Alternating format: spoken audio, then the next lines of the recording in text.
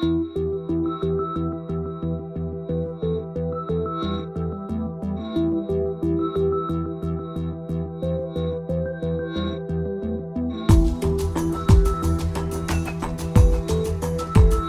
and welcome to The Amber Show. I'm Amber Urquhart of the Willow community, and every 2 weeks we talk about the latest in tech and crypto. Live from Taipei, we sit down with serious hitters in the startup community. Let's go.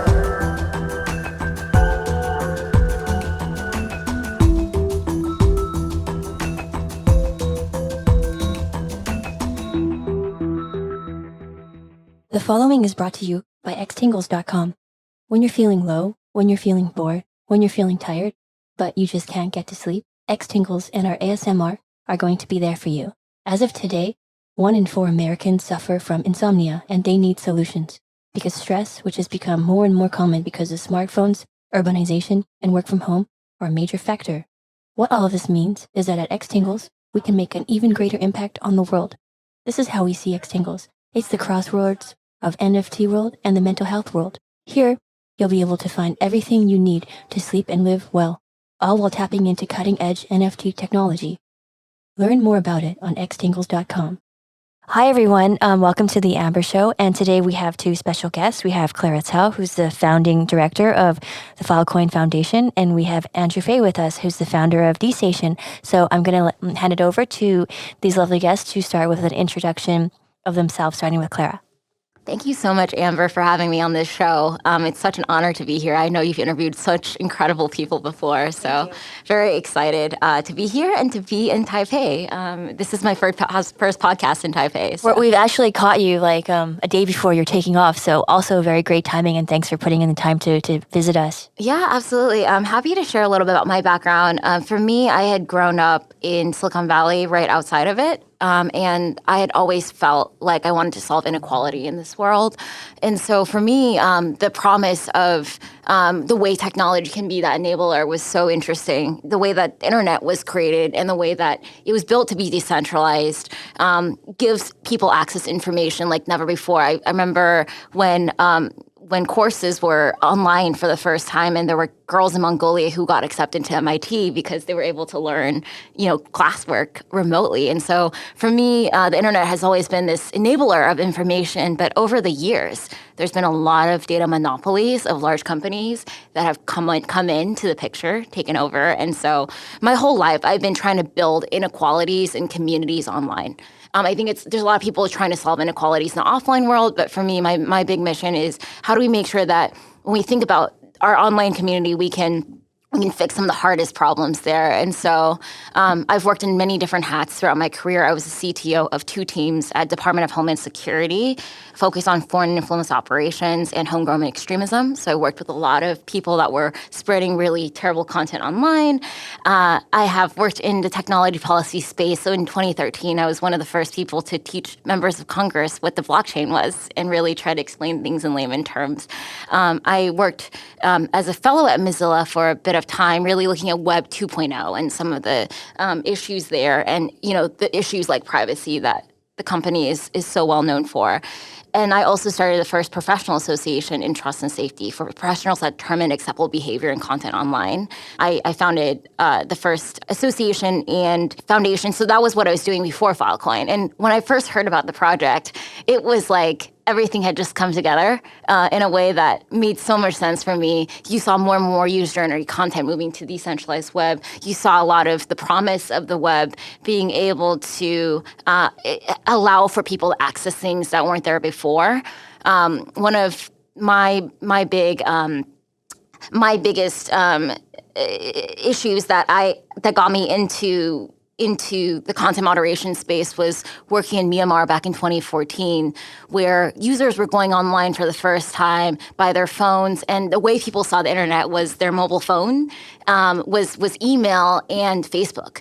And there was a complete lack of moderation that was happening there, and so you had like an ethnic genocide. You had government intervention. We're still seeing the repercussions of Myanmar today in recent news, if anyone has followed there. And the government actually decided to play a key role in actually censoring a lot of content that gets to the people there. And so for me, Filecoin is like this incredible project where it creates an incentive layer for decentralized file storage and decentralized web.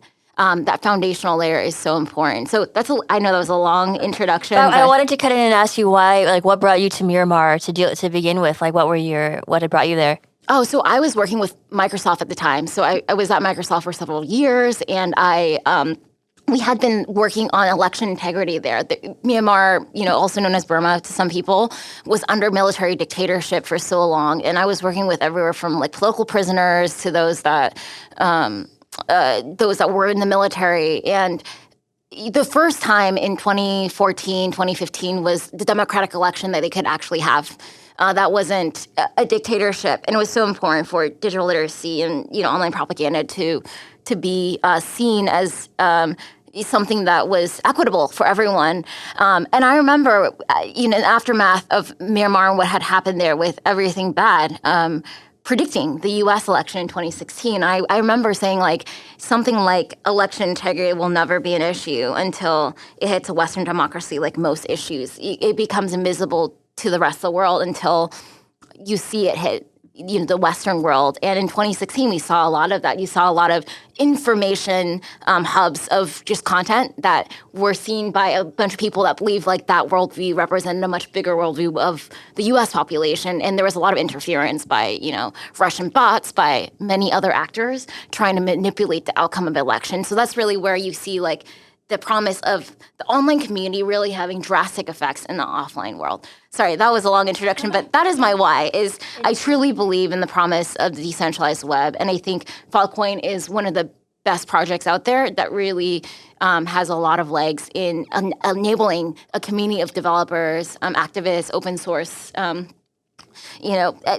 open source community to really get involved and build a better web, starting with file storage. I think you've sort of answered every single question on my list. No, just kidding. But maybe we can just start, before we get to Andy, to deep dive more into, you saw your connection to the decentralized web, but how about for not only the people in Miramar, but what does it mean to us and to the future? Yeah, I think today for everyday users, there is very limited control. People don't think about supply chain when they're using online tools, and 30% of the data is only allowable on AWS, for example, and startups really don't have a choice. They're using AWS for everything. We saw a wake-up moment on January 6th with Parler being removed by AWS, that the power of where cloud computing companies play a role in moderation. And I think there's a really, really interesting question right now. A lot of large companies are facing where they're actually trying to be more distributed, or they know that antitrust regulation is coming right around the corner. And I think there's also users who don't want their data being sold without their permission.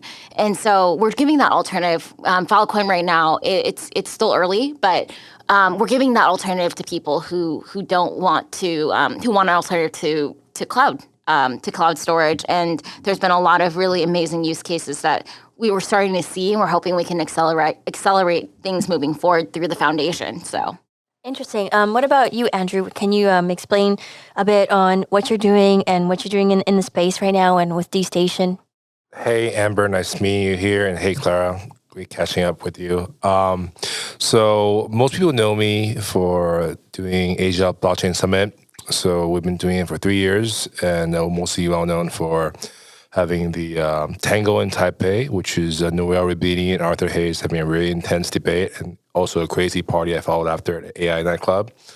I'm sure some of you guys know. And last year, we did a Asia Blockchain Summit in a virtual setting, and it was the first time in my life kind of going in to design a product and launching an event at the same time.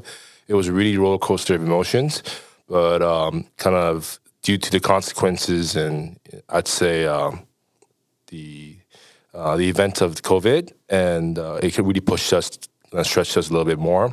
But the highlight of that event was we had Chris Hadfield, and we gave him Bitcoin over on satellite, thanks to Blockstream Sense Amount. It was really cool. We did on Zoom. Canadian's favorite astronaut, Chris Hadfield. Really, really great guy.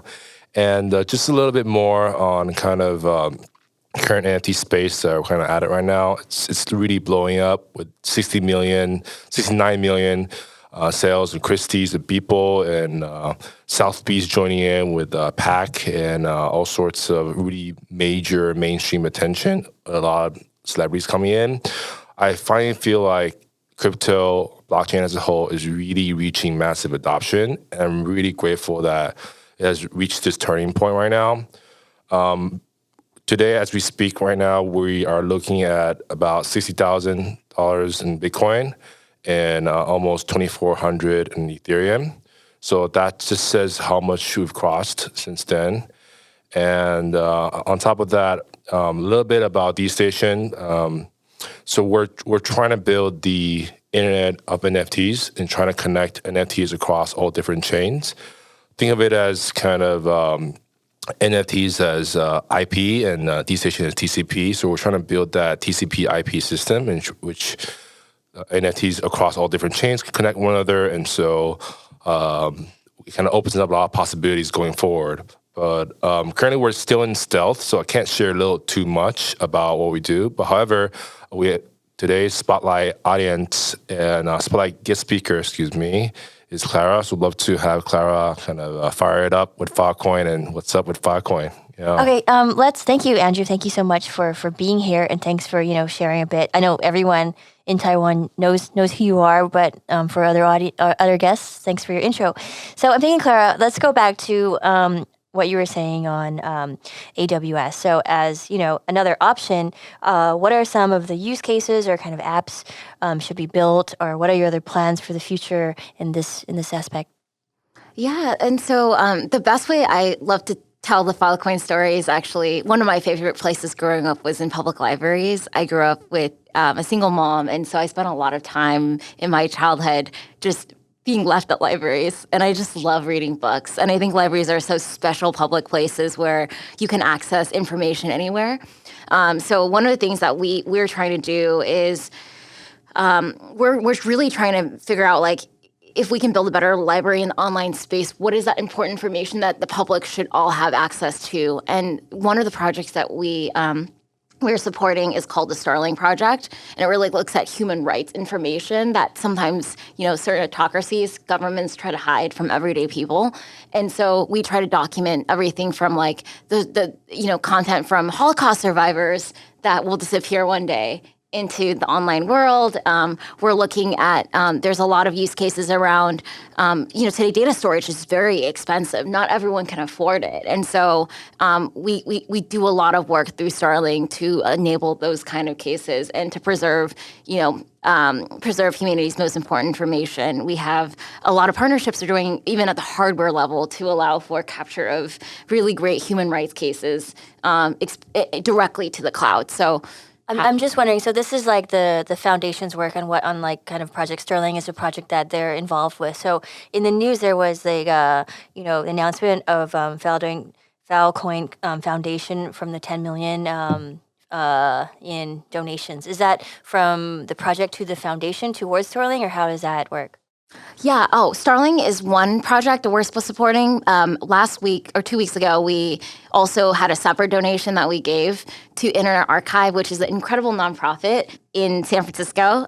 They actually are just, think of them as a library system for the web. And they try to capture web pages you can find from like the 1990s. They have everything dated back. They also have an incredible program for digitizing online books and allowing anyone to access it. And so we gave a $10 million donation to Internet Archive. It was the largest donation I think they've ever received. And it was just such a great cause because for us, we truly believe that there are so many great organizations that are working to, someone needs to take responsibility in the online space to capture all the incredible information. There's a lot of people that have talked about, a role we could play in preserving Yahoo Answers. That's going to die soon. So there's a lot of, to be determined preview, if you're listening to this podcast, that we might announce soon, of cool things that we can work on through our network. And I think all of that is really core to our mission. We care about enabling an alternative to data storage, but we also, our whole team is very civic focused. We really do believe that the internet is a community that everyone should share and have civic participation in. And so if we can support projects that allow for equal access to all types of important information, we're the first to table. But are there other sort of supporters, whether it be monetary, that go into these foundation funds, or is it directly from Filecoin Project, or where are the funds? Oh, yeah. So happy to give everyone a background on the foundation. The Filecoin Foundation, I started it with my co-founder, Megan, around almost a year ago. And the Filecoin Project has been around since 2017, started by Protocol Labs. And we had our mainnet launch last fall. But we have been building the foundation. It's an independent entity separate from Protocol Labs, really serving the community of stakeholders that are involved in Filecoin, from miners to clients to other folks, token holders, you can imagine. And we really want to enable the Filecoin system to be successful. So we are funded by 100 million Filecoin. So we have a lot of opportunity to fund incredible efforts. And it's been really great thinking backwards of what creates an online economy to allow for distributed file storage, the kinds of partners that we could fund that we'll see success, several years out. They may not be like overnight. And then we also fund a lot of really fun projects and use cases. So one of our grants that we've announced this quarter is building an alternative to, like, if you wanted to have an alternative to store your data, not on Facebook. There's an integration that we're funding as a grant project. So there's a lot of really, really cool things that we'll fund for fun. And then there's really important things from a technical standpoint, more boring to talk about, really to enable us to have the right developer tools, the right resources for the ecosystem. Are there any other ways that you're using to kind of build this ecosystem towards adoption besides these projects? Are there any other initiatives? Oh, yeah. I mean, we have many. I can talk about initiatives for hours, but we only have so much time on this podcast. We have a lot, like we have two branches of the Filecoin Foundation. We have Filecoin Foundation and Filecoin Foundation for the Distributed Web. The Distributed Web side is all charitable. And so you can imagine where people would need strong data storage and where it would be very expensive, like computational, like biology data, for example. Sometimes like biotech research takes a lot of computing power to store that data. So for us to be able to enable people to have a place where they can store is such a gift to the world, to the online community. I think for our C Corp side, which runs really like an engineering company, like any engineering company, we're trying to build the best-in-class tools. We're trying to recruit the best developers, and we're trying to enable as much adoption. So there's a lot of partnerships we're working with. We have a really great board of advisors, including Joe Lubin from Consensus and a few others. And so there's been a lot of really great partnerships that we're exploring that will be announced soon. We've been very quiet on our marketing because we've been heads down building. Yeah, I feel like we're very in the early stages getting to sit down with you, which makes it super exciting. How did it work with getting involved with Joe Lubin? I feel like, having access to Ethereum and that huge ecosystem is really going to bring in a lot of players. So can you expand on that? Yeah, I mean, we have Joe. We have a lot of other really incredible board members. We have folks who are very senior executives at the Electronic Frontier Foundation. So we have folks involved at the World Economic Forum who are on our advisor list, Sheila Warren. So we have a ton of incredible advice every single day. We have advisor meeting. I'm always overwhelmed with excitement. Brewster, who started Internet Archive, is also on our board of advisors. So it's just been nice to be able to have access to really incredible people and to riff ideas off of them at arm's length. I think for us, we feel like these folks agree to be our advisors because they also equivalently believe in the work that we're doing, and so I think there's a lot of other things we can do moving forward. But yeah, I think everyone kind of stood up and got involved because they care. They care about what we're doing. So I love your use cases. I love your vision. I think it's like super important for the future. So let's talk more on this, and let me just like throw it out there. How do you feel blockchain is going to impact the world? Like you have all of these major key players in like working towards it, working in the industry. What's your like high level thoughts? yeah, if you were to ask me about blockchain 7 years ago, I would have been like, this is like, a VC trend that everyone says I use blockchain for X, and there's a lot of use cases that really don't make sense. I usually start by saying I'm actually a crypto critic and cynic. I really do think that there are some crypto projects that are very sketchy. And so for me, Ethereum and project like Filecoin are really great because there's a really strong use case of why the currency exists that go beyond just the market forces at play. And I think if you look behind the HUD, you'll see like for Filecoin's engineering team, we have like some of the smartest people that have left top companies that choose to build, the best in security tools. I spent a lot of time in my past few years working in the cybersecurity space, and there's a lot of people that truly like Juan from Protocol Labs. He is a true believer in the promise of cryptography in better security and more access service. So I think from that angle, for me, I think blockchain has a lot of capability that people are still waking up to. It's hard to explain things because blockchain does take time to build. A lot of companies take years in the making to get to where they are today, to get to enterprise adoption of where like Ethereum and Ethereum Foundation consensus are. And so I think we'll see more of that. And from that angle, I'm a huge believer in blockchain. I do think there is more security than ever before. There's so many incredible use cases, but I'm also skeptical of like when it's overblown for use cases that shouldn't exist. So there's some people who are like, I used to get pitched by a lot of companies, and they would just throw in blockchain as a buzzword because they felt like it was a trend that would get them through the door. And I would evaluate their use of blockchain, and it would be very minimal. And so I think in those cases, I'm still a skeptic for certain cases, but I do think that from a security perspective, like there is no more secure storage for data in the case of Filecoin than the work that we're doing and the work of our competitors. I think there's other competitors trying to do this as well. And then I think there's also so much opportunity for more beyond that. File storage is just the first layer. You can build websites, you can build like apps, you can build very complicated things on top of it,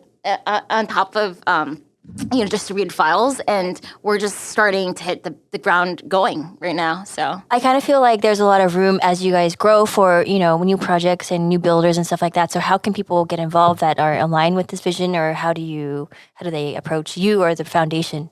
Yeah, we're really transparent. Like our meetings are recorded on GitHub, so you can see like all of our meetings. We're incredibly transparent. I think our DNA has been the open source community.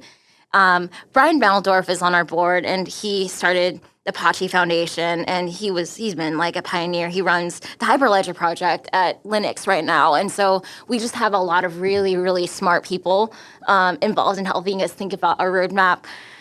But yeah, I think it's I just think like I think everyone else will. I love to solve problems a few years in advance, and I think like over time, as more customer-facing use cases come about, you'll see a lot more use of it in everyday life. Right now, there's like a more niche audience that really cares about privacy, that are kind of the first adopters to using Filecoin, but. Yeah, I'm wondering, like you always have the first adopters first who are more, worried about their own personal rights and data. So I'm wondering, how can the individuals be more conscious of this, and what kind of advice do you have for people? Yeah, so around your thinking about getting involved, we do a lot. We sponsor hackathons. We're looking at hosting a lot of more events post-COVID. If we're not here in Taiwan, we can do some stuff in Taiwan in person. If you guys want to collaborate. I just mean like, how can individuals feel more safe or be more conscious with what they're putting out there on the internet? And I think in terms of privacy, I think people need to know that alternatives exist. A lot of people today touch the web and they're completely unconscious of the monopolies that exist. Like when they give their data to Facebook, when they give their data to WhatsApp, everything's integrated. And so I think there's still a lot of literacy that needs to happen with people understanding how technology products work. This is especially true in my time working with policymakers, where there was just so many gaps of how products are built. And so a lot of assumptions are made that may or may not be actually true from reality. But I think second is also just making sure that you're conscious, like the way that you would hold onto your physical wallet, you're thinking about that same kind of information in the online space, making sure you're secure, you're using two-factor, I think today, I remember a few years ago, I was in Belize traveling and my computer died. And I spent so much money trying to recover my hard disk because I was like, I don't want my data, my photos, everything to go missing, right? And people today are kind of they're putting a price tag on their data and their privacy and what rests behind it. I wouldn't say this was true like 20 years ago.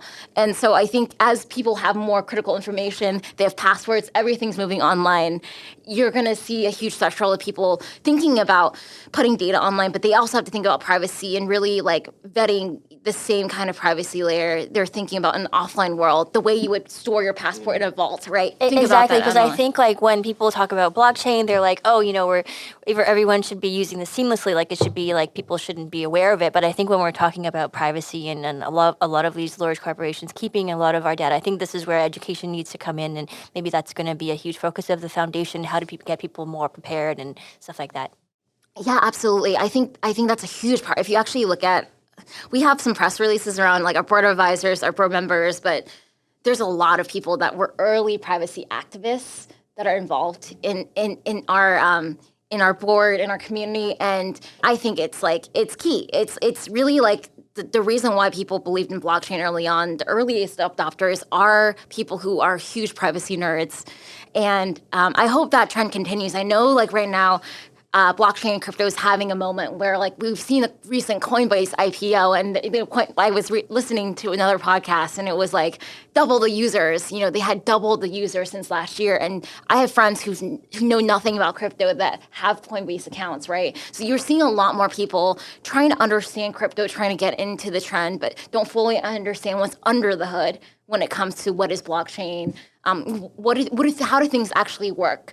And I think it's so important to know both, to know like why you're messing in coins, and when coins are just like, stocks and people want to make a profit in a quick buck, but like how Ethereum works. I think a lot of my friends in San Francisco were early fans of Ethereum because they truly understood how the technology worked and they believed in that same promise. So yeah, I think it's always that, more people are going to be more educated and have more options in the future. So I think a lot of our listeners, if I may call them so, or I think that's like a good starting point to get people to be more aware and more interested in educating themselves on the topic. Andrew, you're sitting there. So let's talk about steer our focus on like why Filecoin has been in the news over the past month. You're right. So I think that aside from the significant price movement that Filecoin's been performing past 2 months, we've seen from $30 to $150, which is quite impressive. Actually, no, I didn't even know that. I don't think you knew that either. 170 plus. 170. I think right now, last track today was 183. 183. I know it's like number 9 on market cap, right? Right, hit 230. Oh my goodness. It looks like we're finally hearing a voice from Filecoin. As a Filecoin holder, it feels much more soothing, and I'm much more confident with Clara representing Filecoin now. So there has been quite a lot of Twitter feeds kind of showing videos of moms and pops and getting more and more interested in Filecoin. And I think that it's a unique kind of audience that we're seeing here. But at the same time, so far, I feel like there's something big coming in Filecoin, and maybe Clara just kind of the glimpse of what's about to come. And I'm actually quite interested because a lot of NFTs that we hear of today, most of their files and content are actually stored on Filecoin. So just to kind of clarify the misconception here, NFT itself does not store the content. It's actually a certificate of ownership. It does store the metadata of who the author is and what the art itself is about, and it points to a file storage link. And that file storage is usually handled on IPFS. And for most of the people out there, they really deeply care whether their files are stored on IPFS because it's what we call kind of the decentralized storage space. And given that the nature of decentralized art, you definitely need a decentralized distributed storage that's here to last for eternity, or at least for a significantly long period of time. And IPFS continues to play a very big role in NFTs. I think that not enough people are highlighting about it. And I would like to kind of take this opportunity and maybe just poke Clara on how you're seeing content storage, the role of Filecoin or IPFS playing in content storage going forward for NFTs. Yeah, I think we're definitely right now doing a lot of work thinking about Filecoin and NFTs and making sure we have the best experience working with different partners in this space and marketplaces to allow for Filecoin to be, used in an optimal way. I think it's really great because NFTs really created a watershed moment for, I think, the crypto community at large to say, like, it's just brought in a lot of artists and creative talent that I don't think would have been interested in. We talked earlier about, security enthusiasts that were interested in blockchain. It brought a whole nother community to really understand crypto, to really understand the security side, and also to understand, to put a value on art. I mean, I'm a very creative person. I used to draw a lot of art and sell it at cafes. Fun fact about me. And so for me, You're also a bartender, right? You have many talents. very, very, very random creative talents. But I love art. And I do think that, a lot of artists, they don't really feel valued. And NFT gave a wake-up moment to, like, everywhere from music artists. I was mentioning earlier, I had a music startup years ago, and it was, a lot of what we're trying to do is give distribution power back to artists. And so, a lot of what's happening in NFT space is just the beginning over bringing a lot of creatives into the mix. And I love that. I think it's great. And anything that we can do to help enable that experience to be easier, to be more equitable, we are behind that. So I'm wondering if you could give our listeners who some bit of background on the importance of Web3 and like where it stands now. Yeah, absolutely. So there's been many versions of the internet. People say Web 1.0, 2.0, Web 3. Some people call it the distributed web, decentralized web. There's been many different names for it. The internet in its early stage was really meant to be a place where different people can access information. And the web, some people might say, like, Web 3 is the only distributed web, but the web has always been distributed. As I mentioned earlier, there's been, over time, a number of companies that have come about that have had monopolies in the web that have made it unequal. So a couple of examples I can give is very simple ones. If you're just using Google, you're searching for content and you don't realize that that content is recommended. There's advertisers. There's so many different forces at play that meet your experience. A lot of people use the web, and the first thing they think is it's decentralized, that everything is equal, but it's not. There's so many incentive layers that make it impossible for entrepreneurs or anyone that wants to build something to fully have equal access to users. And so that, that's where Filecoin and data storage becomes so important, because at the end of the day, your data is still owned by one company. There's been so many people that have eaten up domain names, as an example, right? And they've created a monopoly over domain names and broker domain names. So the list goes on and on. And so when we talk about distributed web, we mean that there's not really a single entity that controls particular services. Today, in the case of Filecoin, all the data is distributed. There's miners that upkeep with extra storage capacity. They upkeep people's data and they allow for retrieval.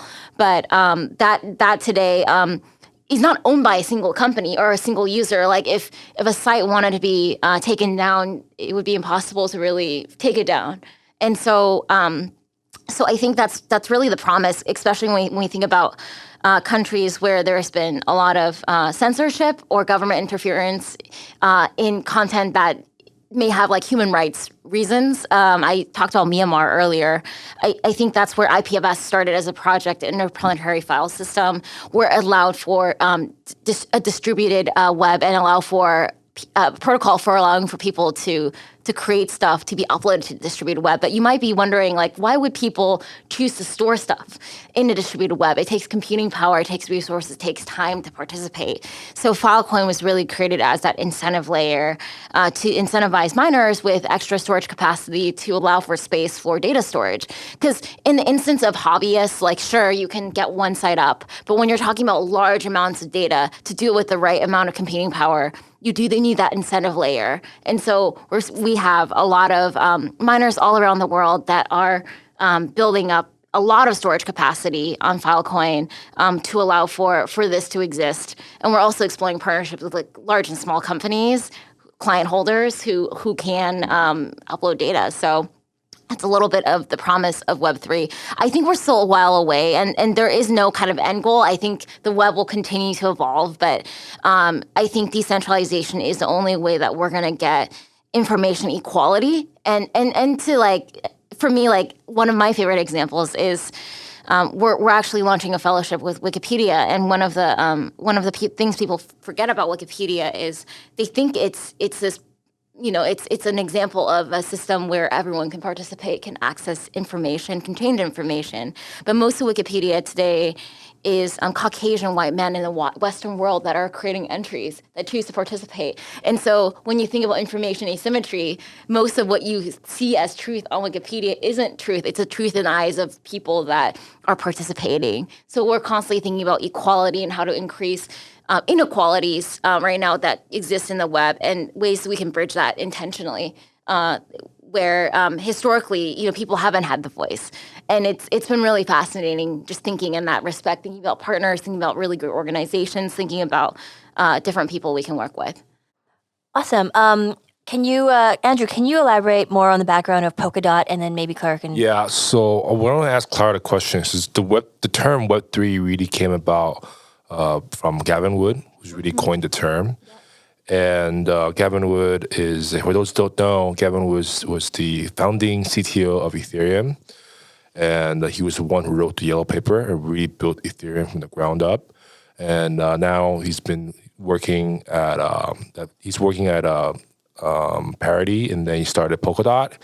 And it's been Polkadot is a project to be interoperable across many chains, in short, to connect a lot of chains together and to pave the path for the future of multi-chain layer infrastructure as we go forward. So it really brings in a really interesting question. I know that Juan is really good friends with Gavin, and then they're really spearheading this Web3 foundational knowledge here. But I'd like to kind of get a glimpse or maybe a idea what's happening with Filecoin and Polkadot going forward, in terms of kind of how they go about with Web3 and making it more accessible for people out there. Yeah, I think the Polkadot example is fantastic, because that's exactly the kind of partnerships we're trying to bridge at the foundation. Is for a Polkadot to exist today, it would be really, really hard for the lack of funding, for the lack of infrastructure, without something like a foundation support. And so there's a couple of other Web3 crypto foundations that exist that also help fund the movement, not just us. And I think for us, Web3 is an ecosystem. Like, we don't force anyone to use Filecoin. We don't force anyone else. People should choose what they think is best for their use case.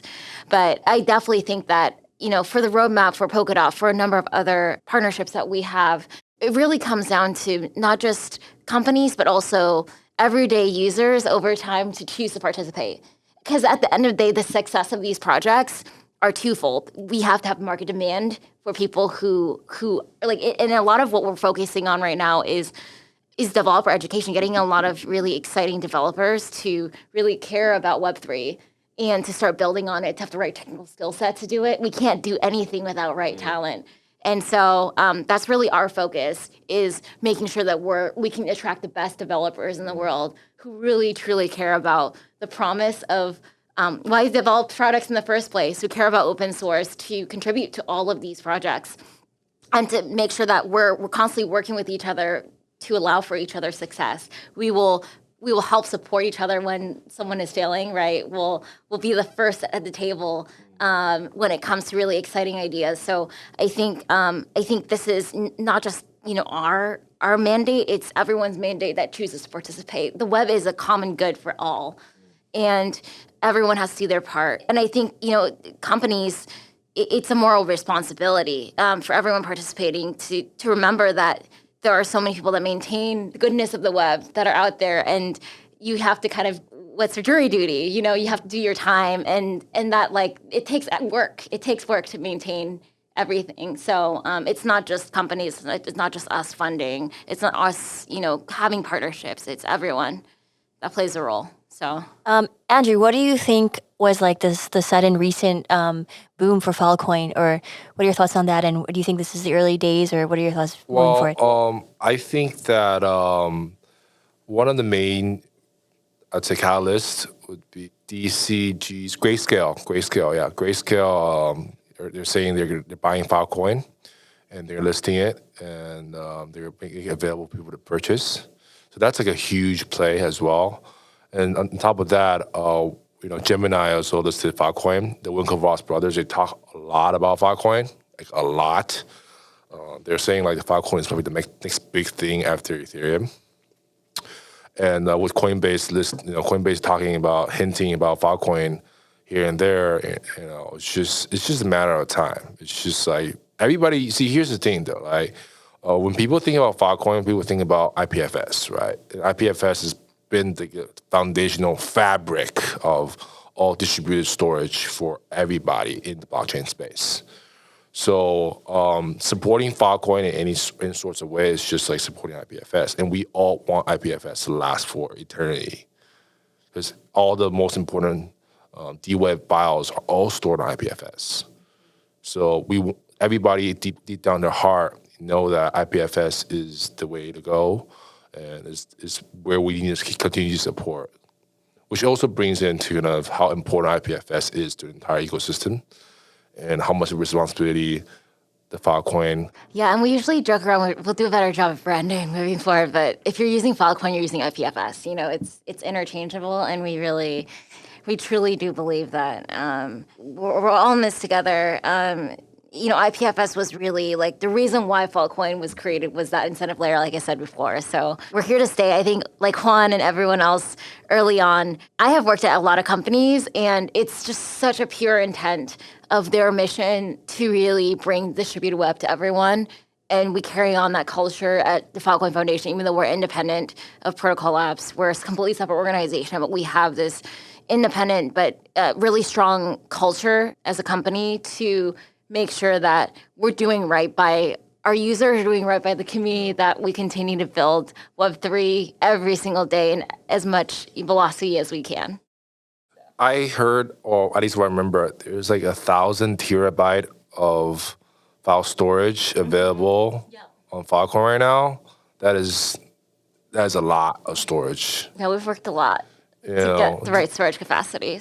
Do you think that Filecoin in one day may compete with AWS head-to-head by chance? I can't speak for the future, but I definitely think that, with Ethereum and consensus, right, it was really enterprise adoption that accelerated them. And I think for us, we're very honest with our current use cases, our technical limitations. I think if we can hire the best, if we can bring the best developers to the table, and we can also have the best contributors, we will get there. I think there's still a lot ahead. We're a very new project. And I think, there are certain enterprise clients that are very interested. And so we're definitely thinking about it. And we would love to be that alternative. I think a lot of people make that comparison, and I think we'll get there, but I would say it won't be overnight. But everyone who's patient, like AWS also didn't happen overnight. It took several years and taking a lot of big bets to get there. So.